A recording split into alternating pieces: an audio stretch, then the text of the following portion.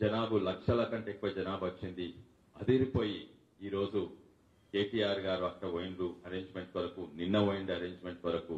మళ్ళీ ఇవాళ కేసీఆర్ గారు వారి పుత్రుడు కేటీఆర్ గారు ఇద్దరు కలిసి అక్కడ బహిరంగ సభ పెట్టబోతున్నారు. నేను జ్యోతిష్యుని కాను గాని ఆ బహిరంగ సభలో ఏం చెప్తారో ఇప్పుడే చెప్తాను. ఒకటేమంటారంటే మేము సాగునీరు తెస్తాము పాలమూరు రంగారెడ్డి ద్వారా. ఇన్నేళ్లు తేంది మళ్ళీ ఇప్పుడు అదే చెప్తారు. ఇంకోటి ఏంటంటే మేము వికారాబాద్ జిల్లాను జోగులాంబ నుంచి తీసేసి మళ్ళీ చార్మినార్ పెడతాం, అది కూడా ఇవాళ చెప్తారు. మూడోదేమో మేము జియో 111 తీస్తామనే అబద్ధము మళ్ళోసారి చెప్తా ఉంటారు. ఇది ఆల్రెడీ మా గెలుపు అనుకుంటున్నాము. ఎందుకంటే ఇవే వారు అదిరిపోయి చెప్తున్నారు. మా ఒత్తిడి వల్ల చెప్తారు, ప్రత్యేకంగా ఎలక్షన్స్ ముందు చెప్తారు, అండ్ ఈసారి కూడా ఎలక్షన్స్ ముందు చెప్తారు. కానీ నేను కాంగ్రెస్ పార్టీ ఎంపీ అయి ఉండి మళ్ళీ ఒత్తిడి తెచ్చి ఇది అమలయ్యే వరకు వారితోటి పోరాడతాము. ఇది ఎలక్షన్స్ ముందు వచ్చే స్టంట్. ఈ భయంతో నిన్నైనా బహిరంగ సభ సక్సెస్ చూసి భయంతో సాగునీరు తెస్తా అని మళ్ళీ చెప్తారు. తాగునీరు తెస్తా, ఉద్యోగాలు తెస్తా, జియో 111 తీస్తా. ఇన్నేళ్ళు ఏమైంది?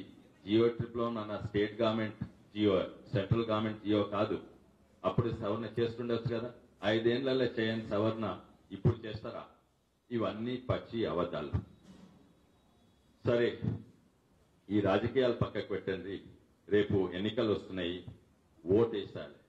మా అందరికీ, రాజకీయ నాయకులందరికీ ఓట్ అంటే అది ఎలక్షన్స్ అంటే అన్నిట్ల పెద్ద పరీక్ష.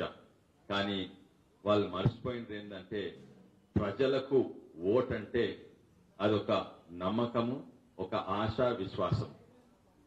ఎవరైతే మరీ అదే అబద్ధాలు చెప్తారో వాళ్ళ మీద నమ్మకం పోతుంది. డబుల్ బెడ్రూమ్ ఇల్లు అయినా కూడా, ఇంటింటికి ఉద్యోగమైనా కూడా, దళితులకు 3 ఎకరాలైనా, మైనార్టీస్ 12% రిజర్వేషన్, ఇవి మళ్ళీ 2014లో చెప్పిండ్రు. మళ్ళీ దాని తర్వాత సర్పంచ్ ఎలక్షన్స్ అదే చెప్పిండ్రు, లోకల్ బాడీస్ అదే అవద్దని చెప్పిండ్రు. మొన్న అసెంబ్లీ ఎలక్షన్స్ లా, మున్సిపల్ ఎలక్షన్ అంతకు ముందు, మళ్ళీ మొన్నైనా సర్పంచ్ ఎలక్షన్ అవే అబద్దాలు, సేమ్ అబద్దాలు. అయితే ఓట్ అంటే నమ్మకం అండ్ ఆశ, ఈ రెండు కూడా నమ్మక ద్రోహిలైన వాళ్ళు. నమ్మకము ప్రజలకు వీటి మీద పోయింది. అందుకే ఎంతమంది లీడర్స్ కొన్నా కూడా ప్రజల దగ్గర అయితే వస్తున్నారు.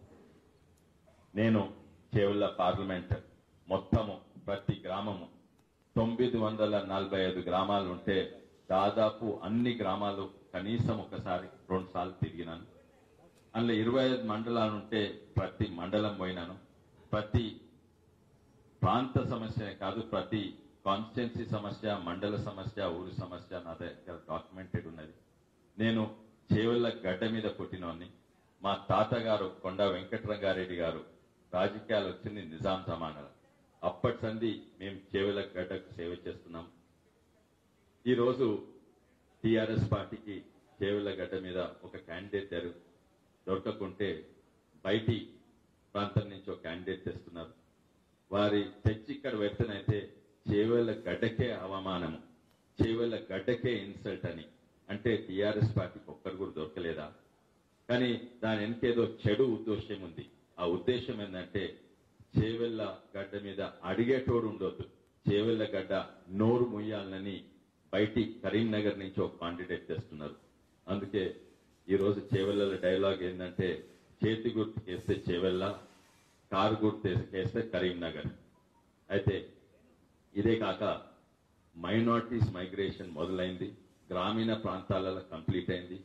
అయితే 10% 10% మైనార్టీస్ ఎవరైతే అక్కడ వేసిండ్రో ఇప్పుడు ఈ ప్రాంతానికి వేస్తారు. చేవెళ్ల రూరల్ ప్రాంతాల్లో ఉన్న మైనార్టీస్ టీఆర్ఎస్ వేసిన వాళ్ళు ఇప్పుడు కాంగ్రెస్ వేస్తుండ్రు. పట్నంలో కూడా మైనార్టీ మైగ్రేషన్ ఉంది. ఇది ఎందుకంటే రాష్ట్ర రాజకీయాలు ఒకటైతే దేశ రాజకీయాలు వేరే. వచ్చే ఎన్నికలు దేశ రాజకీయాలకు సంబంధించి అక్కడ అందరికీ తెలుసు టీఆర్ఎస్ బీజేపీతో పొత్తుగా ఉన్నది. అండ్ అందుకే ఈ డౌట్ మైనార్టీస్ కు, క్రిస్టియన్స్ కు, ముస్లిమ్స్ కు చాలా పెద్దగా వస్తుండేది. ముందుకు పోతే డెవలప్మెంట్ విషయం వస్తే ఇన్ని వాగ్దానాలు చేసి అవి పెట్టుకొని మీ టీఆర్ఎస్ కు మీద నమ్మకం పోయింది, కానీ కాంగ్రెస్ కొన్ని వాగ్దానాలు చేసుకుందో అది పెట్టింది. మొట్టమొదలు ఎన్ని కష్టాలున్నా మేము తెలంగాణ ఇస్తా అని ఇచ్చే తీరింది సోనియా గాంధీ గారు. అందుకే ఇప్పుడు నమ్మకము కాంగ్రెస్ మీద ఎక్కువైంది. ఇంకా 2-3 చాలా మంచి పథకాలు, ఒకటేమో కనీస ఆదాయ పథకము 72,000 ప్రతి పేద కుటుంబానికి, పేదరికం నుంచి బయటికి పోయే వరకు, అది కూడా మహిళ